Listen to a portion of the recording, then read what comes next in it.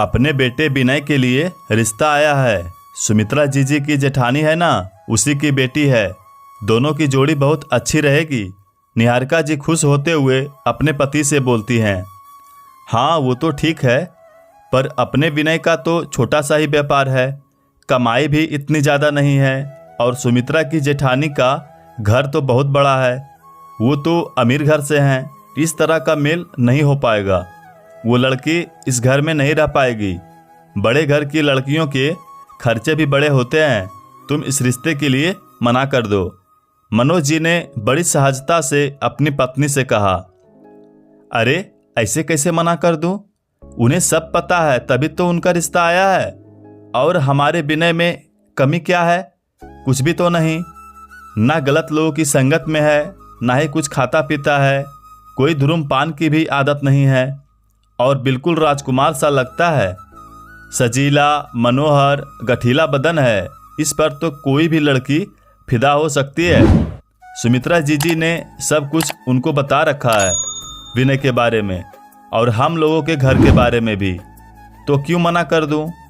हम कुछ छिपा भी नहीं रहे हैं। जो भी है उनके सामने सब खुला हुआ है। मुझे तो ये रिश्ता मंजूर है। निहारिका जी ने फिर दोहराया। लेकिन पहले लड़की तो देख ले, वो विनय को भी तो पसंद आनी चाहिए। मनोज जी ने अखबार को समेट कर रखते हुए कहा। हाँ हाँ क्यों नहीं। आरती बड़ी ही सुशील और संस्कारी है। आपने भी तो उसे कितनी बार देखा है और मैंने तो सिर्फ बहू की नज़र से ही देखा है। कल उन लोगों ने हमें बुलाया है। मैं जाऊंगी तो रिश्ता तय ही करके आऊंगी। विनय को भी लड़की जरूर पसंद आ जाएगी। अगले दिन सभी लोग आरती के घर जाते हैं। आरती से भी पूछा जाता है कि वो विनय की जितनी कमाई नहीं है उसमें रह तो लोगी। आरती खुशी खुशी हाँ कर देती है। दोनों की सगाई हो जाती है। शादी की तैयारियां चल रही होती है। आरती को शादी की शॉपिंग के लिए बुलाया जाता है। उसे ससुराल वालों की तरफ से कुछ साड़ियां दिलानी होती है। आरती कम बजट में भी सारी साड़ियां पसंद कर लेती है। उसकी समझदारी देखकर निहारिका जी हैरान रह जाती है। आरती बहू बनकर घर आ जाती है। शादी की रात विनय उससे पूछता है, तुम तो इतनी सुंदर हो और पैसे वाली भी हो, फिर तुमने मुझ जैसे लड़के से कैसे शादी कर ली? तुम्हें तो कोई अमीर लड़का आराम से मिल जाता। आरती मुस्कुराई। हाँ अमीर लड़का तो मिल जाता, पर उसके पास सिर्फ पैसा होता। पैसा तो मेरे मम्मी पापा के पास भी बहुत है, पर आपके अंदर जो गुण है वो मुझे और कहीं देखने को नहीं मिले। आपको पता नहीं है, मैं आपको बहुत पहले से पसंद करती थी। जब भी आप चाची के घर आते थे तो मैं आपको चुपके से देखा करती थी। आपकी बातें और आपके व्यवहार की मैं कायल हो गई थी। आपको कभी और लड़कों की तरह धुआं उड़ाते हुए या मोटरसाइकिल लेकर फालतू लड़कियों के पीछे चक्कर लगाते हुए नहीं देखा। आप एक बेहद शालीन, समझदार, संस्कारवान लड़के लगे, तभी तो सुमित्रा चाची को कहकर आपके यहाँ रिश्ता भेजा है। मुझे पैसा नहीं, पत्नी की इज्जत करने वाला पति चाहिए था। आपकी कमाई चाहे कम हो, पर आप तो गुणों का भंडार हैं। आरती की बात विनय के दिल में उतर गई। उसे विश्वास हो गया था कि उसने सही पत्नी का चुनाव किया है।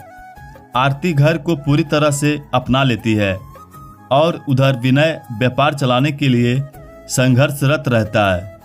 आरती उसे पूरा सहयोग करती है। शादी के बाद वो कहीं घूमने भी नहीं गए। विनय दिन रात अपने काम में ही लगा रहता था। तुम्हें बुरा नहीं लगता कि मैं तुम्हें समय नहीं दे पाता हूँ? एक रात विनय ने पूछा। नहीं, मुझे पता है यही सही समय है। इस समय ही आप प्रगति कर सकते हैं, अपने काम को बढ़ा सकते हैं, उसे ऊंचे मुकाम पर ले जा सकते हैं। उसके लिए पूरा समर्पण चाहिए। व्यापार ऐसे ही स्थापित नहीं हो जाता है। बहुत मेहनत करनी होती है और रातों की नींद भी गंवानी होती है। आप अपना काम आराम से कीजिए। घर और मम्मी पापा को मैं संभाल लूंगी। आरती ने दिलासा दी। घर की आर्थिक स्थिति ठीक थी। घर मनोज जी की पेंशन से भी चल रहा था। विनय दिन रात लगा था पर उसे सफलता नहीं मिल पा रही थी और वही हुआ जिसका डर था।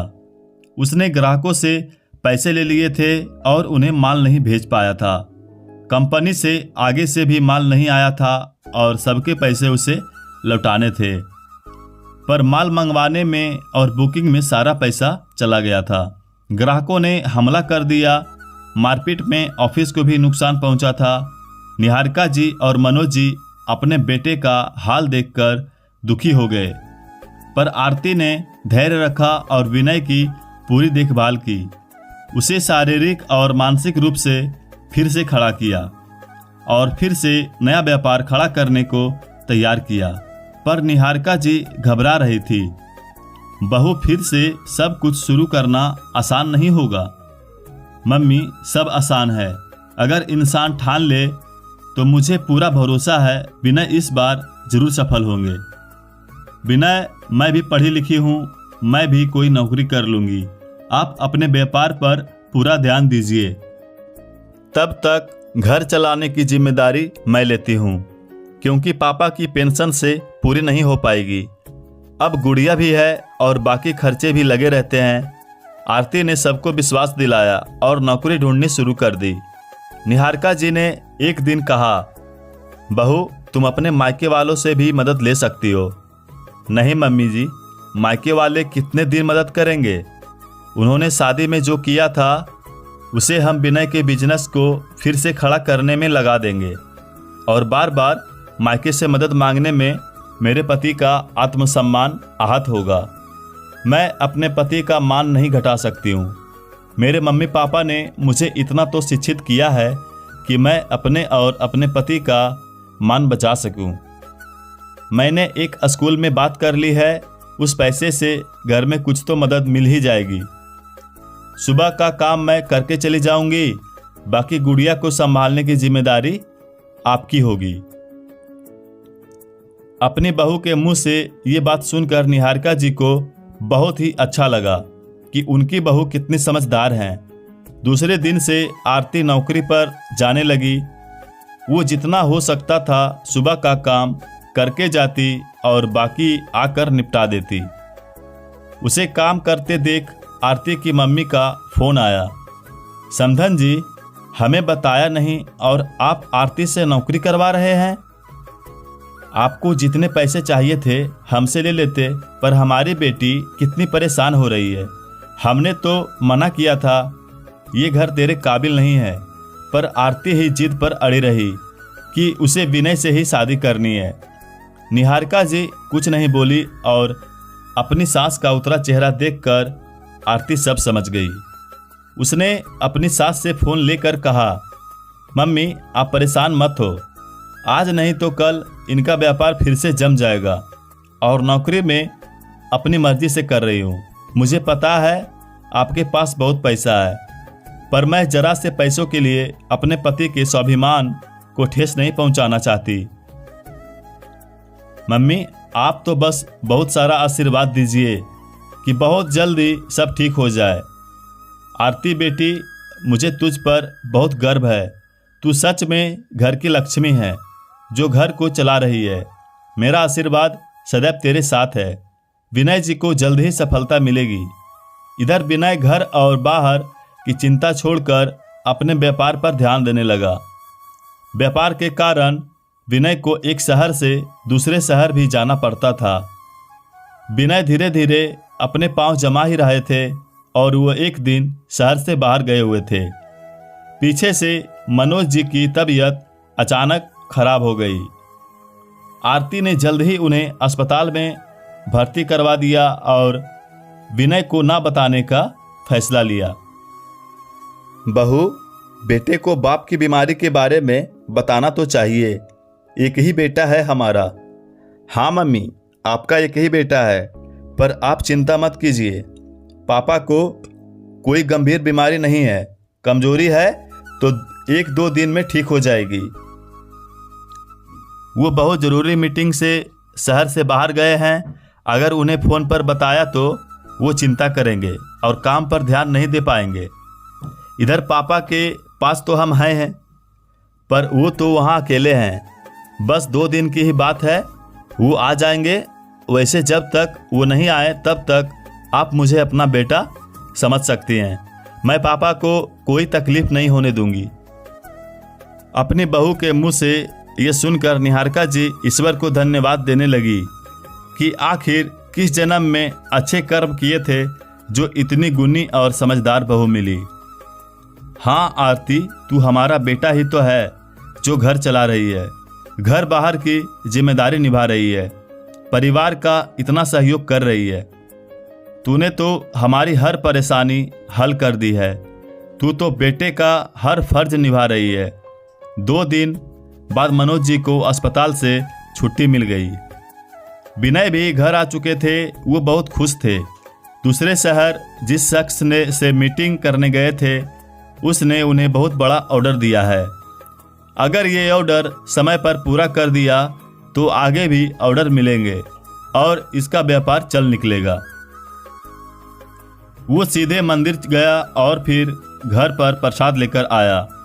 घर पर अपने पापा की तबीयत के बारे में पता लगा तो आरती को बहुत धन्यवाद दिया। तुम्हारी जैसी पत्नी बड़े नसीबों से मिलती है। जिसकी पत्नी इतना साथ देने वाली हो उस पति को जरूर सफलता मिलेगी। सुख दुख में तुमने बराबर का साथ दिया है। आज तुम्हारी बदौलत मैं फिर से अपने पैरों पर खड़ा हुआ हूँ। हमें एक बहुत बड़ा ऑर्डर मिला है। अपने पति की सफलता से आरती भी बहुत खुश थी। विनय धीरे धीरे सफलता की ओर बढ़ता गया और उसका अच्छा खासा व्यापार जम गया। अब घर में लक्ष्मी का वास हो गया था। विनय का व्यापार चारों ओर फैलने लगा। अब गुड़िया भी बड़ी हो गई थी। आरती ने अपने स्कूल की नौकरी छोड़ दी और वो पति का बराबर हाथ बटाने लगी। विनय ने 2 फैक्ट्री और लगा ली थी। वहाँ कईयों को रोजगार मिलने लगा। विनय के व्यापार की आज 10वीं वर्षगांठ थी। उस उपलक्ष्य में सबको आमंत्रित किया गया था। विनय जी, आप इतने बड़े व्यापारी हैं, इसका श्रेय आप किसे देते हैं? रिपोर्टर ने पूछा।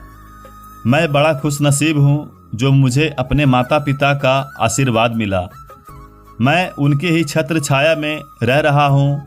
मैं बड़ा भाग्यशाली हूँ कि मुझे आरती जैसी पत्नी मिली। एक पत्नी अगर अपने पति का बराबर साथ दे तो उसका भाग्य ही बदल जाता है। आरती ने हर कदम पर हर स्थिति में मेरा साथ दिया है। पत्नी का साथ हो तो कुछ भी मुमकिन हो सकता है। ये एक पत्नी का ही विश्वास था कि मैं दोबारा से खड़ा हो पाया हूँ, वरना एक दिन ऐसा था मैं सब कुछ गंवा बैठा था। पर मेरी पत्नी ने मुझे हिम्मत दी, आगे बढ़ने का हौसला दिया और घर परिवार बाहर सब कुछ संभाला, मुझे पूरा समय दिया। इसने अपने बच्चों के साथ मम्मी पापा की बीमारी और दुख में भी सहारा दिया। विनय बोलते हैं, हो सकता है आरती तुम्हें मुझसे कोई शिकायत रही हो, पर वो शिकायतें जो कभी नहीं कही तुमने मैं आज सुनना चाहता हूँ। मैं तुम्हें हनीमून पर नहीं ले गया, मैं तुम्हें पूरा समय नहीं दे पाया, गुड़िया की परवरिश नहीं कर पाया, उसे समय नहीं दे पाया। पिछले 12 सालों से मैं लगातार एक शहर से दूसरे शहर भाग ही रहा हूँ। क्या तुम्हें मुझसे कोई शिकायत नहीं है? नहीं, मुझे आपसे कोई शिकायत नहीं है। मैंने आपको खुद अपने लिए चुना है। आप तो हीरा हैं और आपके इतने कीमती प्यार को पाकर मैं चमकती रहती हूँ। पत्नी का फर्ज होता है वो हर कदम पर पति का साथ दे। मैंने भी वही किया है। सभी ने तालियां बजाई। निहारिका जी और मनोज जी को अपनी बहू पर बड़ा गर्व महसूस हो रहा था। पाठकों, पत्नी पति की परछाई होती है। वो हर कदम पर साथ दे तो पति सफल जरूर होता है। हर सफल आदमी के पीछे एक पत्नी का ही हाथ होता है। विवाह का गठबंधन ऐसा ही होता है जिसमें 2 अनजान जन्म के लिए एक दूसरे के हो जाते हैं। आपको कहानी कैसी लगी हमें कमेंट के माध्यम से बता सकते हैं। धन्यवाद।